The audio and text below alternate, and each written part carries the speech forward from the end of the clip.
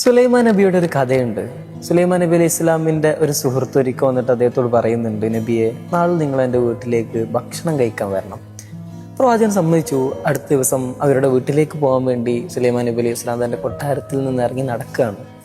വഴിയിൽ വെച്ച് മലക്കുൽ മൗത്ത് അസ്രായിൽ അലൈഹി സ്വലാം വന്നിട്ട് സുലൈമാൻ നബിയോട് പറഞ്ഞു, പ്രവാചകരെ, ഇന്ന് നിങ്ങൾ അങ്ങോട്ട് പോകേണ്ടതില്ല.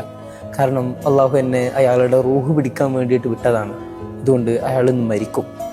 ഇത് കേട്ടതോടുകൂടെ സുലൈമാൻ നബി അലൈഹി സ്വലാം വന്ന് അവരുടെ വീട്ടിലേക്ക് പോയില്ല. തിരിച്ച് തൻ്റെ കൊട്ടാരത്തിലേക്ക് തന്നെ മടങ്ങിപ്പോന്നു. അടുത്ത ദിവസം രാവിലെ ഈ മനുഷ്യൻ സുലൈമാൻ നബി അലൈഹി സ്വലാമിന്റെ കൊട്ടാരത്തിൽ വന്നിട്ട് സുലൈമാൻ നബി അലൈഹി സ്വലാമിന്റെ വാതിലിൽ മുട്ടാണ്. പ്രവാചകരെ, നിങ്ങൾ എന്ത് പണിയാണ് കാണിച്ചത്? നിങ്ങൾ വരാമെന്ന് പറഞ്ഞിട്ട് എൻ്റെ വീട്ടിലേക്ക് എന്തുകൊണ്ട് വന്നില്ല? സുലൈമാൻ നബി അലൈഹി സ്വലാം ഈ കാഴ്ച കണ്ടിട്ട് അത്ഭുതപ്പെട്ട് നിൽക്കുകയാണ്, എന്ത് സംഭവിച്ചു എന്നറിയാതെ. ഉടനടി അവിടേക്ക് മലക്കുൽ മൗത്ത് അസ്രായിൽ അലൈഹി സ്വലാം വരുന്നു. എന്നിട്ട് പറയുന്നുണ്ട്, അതെ, അള്ളാഹു എന്നെ അദ്ദേഹത്തിന്റെ റൂഹ് പിടിക്കാൻ വേണ്ടിയിട്ട് തന്നെയാണ് ഇന്നലെ പറഞ്ഞയച്ചത്. പക്ഷേ അദ്ദേഹം നിങ്ങൾക്ക് വേണ്ടി മനോഹരമായ ഭക്ഷണങ്ങൾ ഇങ്ങനെ പാകം ചെയ്തുകൊണ്ടിരിക്കുകയായിരുന്നു. ആ സമയത്താണ് അദ്ദേഹത്തിന്റെ വീട്ടിലേക്ക് ഒരു വൃദ്ധയായ സ്ത്രീ കയറി വരുന്നത്.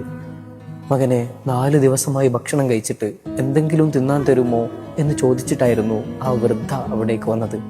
ഉടനടി നിങ്ങൾക്ക് പാചകം ചെയ്തുകൊണ്ടിരിക്കുന്ന ആ സ്വാദിഷ്ടമായ ഭക്ഷണം ആ സ്ത്രീക്ക് വിളമ്പി കൊടുത്തു. മാത്രമല്ല, അവർ പോകാനിറങ്ങുന്ന സമയത്ത് കുറച്ച് ഭക്ഷണം പൊതിഞ്ഞ് അവരുടെ വീട്ടിലേക്കും കൊടുത്തയച്ചു. ഈ ആതിഥ്യ മര്യാദ കണ്ട് ആ സ്ത്രീ വഴിയിലുടനീളം പ്രാർത്ഥിക്കുകയായിരുന്നു, അള്ളാഹുവെ, ഈ വ്യക്തിയുടെ ആയുസ് നീ ദീർഘിപ്പിച്ചു കൊടുക്കണമേ. പിന്നെ എങ്ങനെയാണ് അള്ളാഹു ആ ദിവസം അയാളെ മരിപ്പിക്കുക? ദാനം ആപത്തിനെ തടയുമെന്ന് നമ്മൾ തന്നെ പലപ്പോഴായിട്ട് പറയാറില്ലേ? അത് ഇങ്ങനെയാണ്.